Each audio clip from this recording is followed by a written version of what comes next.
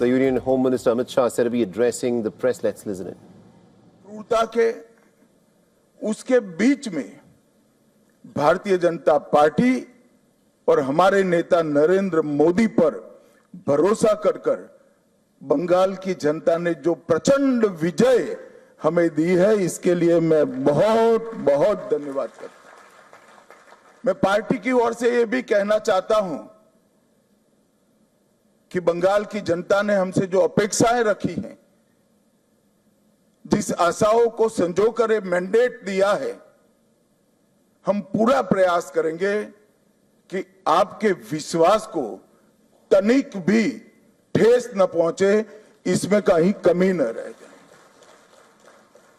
हम सब भारतीय जनता पार्टी के कार्यकर्ताओं का दायित्व है कि हर नई सोनार बांग्ला के लक्ष्य को लेकर हम चले और बंगाल की जनता की अपेक्षाओं को पूर्ण करें।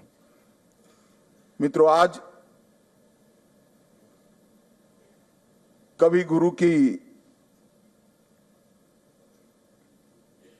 ये पंक्तियां सच होती दिखाई पड़ रही है। चित्त जेथा भय शून्य, उच्च जेथा सिर।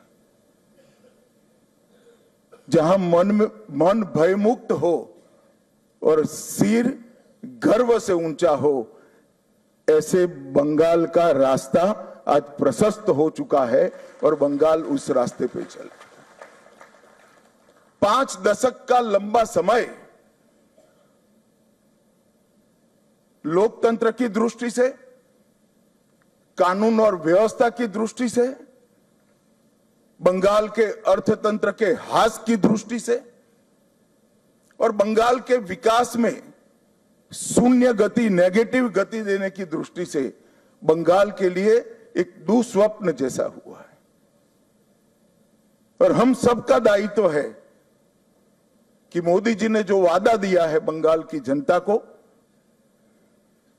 इसको पूरा करने के लिए हम हमारा सर्वश्रेष्ठ बंगाल की जनता को अर्पित करें, समर्पित करें। बंगाल की संस्कृति और बंगाल की परंपरा को 5 दशक से विदेशी विचारों से प्रभावित शासन से मुक्त कर फिर से एक बार रामकृष्ण ठाकुर, विवेकानंद, महर्षि अरविंद और कवि गुरु टैगोर की कल्पना का बंगाल बनाने की दिशा में हम आगे बढ़ें। हम सबकी जिम्मेदारी आज से बहुत बढ़ती है। विनम्रता के साथ, जिम्मेदारी के एहसास के साथ किया हुआ परिश्रम ही ये मैंडेट का एक प्रकार से जनता को आभार के रूप में जवाब दे सकता है। मित्रों, आज बंगाल का विजय अनेक दृष्टिकोण से बहुत महत्वपूर्ण है। 100 साल की वैचारिक यात्रा के बाद गंगोत्री से गंगा सागर तक हर जगह पर आज भारतीय जनता पार्टी की सरकार बनी है। ये हम सब के लिए बहुत आनंद का विषय है। All right, so that is Home Minister Amit Shah there saying that from Gangotri till Ganga Sagar, there is a BJP government that has been formed in all of the states.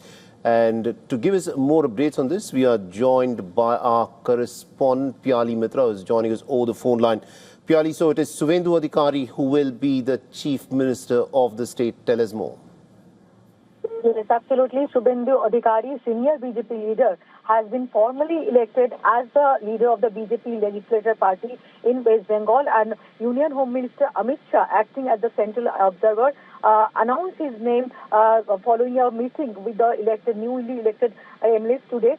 So it is final that Suvendu Adhikari will be the first PM of West Bengal BJP government, and he will take the oath tomorrow at Brigade Price Town. And also tell us a bit about, what Suvendu Adhikari intends to do differently, because Suvendu Adhikari was Once upon a time, a TMC guy himself, a close confidant of Mamata Banerjee, who's no longer in power at this moment. So how different is Shubhendu Adhikari going to be from Mamata Banerjee? Shubhendu Adhikari was always vocal against the corruption and the syndicate Raj. Since this winning, he has announced that their focus will be this corruption-less government. So it is assumed that they will focus on this corruption-less government and the creating more jobs for the youth of Bengal, which was another issue where BJP was Right. Indeed, Piyali Mitra, thank you very much for joining us from Kolkata and getting us all those updates then. For all the latest news, download the WION app and subscribe to our YouTube channel.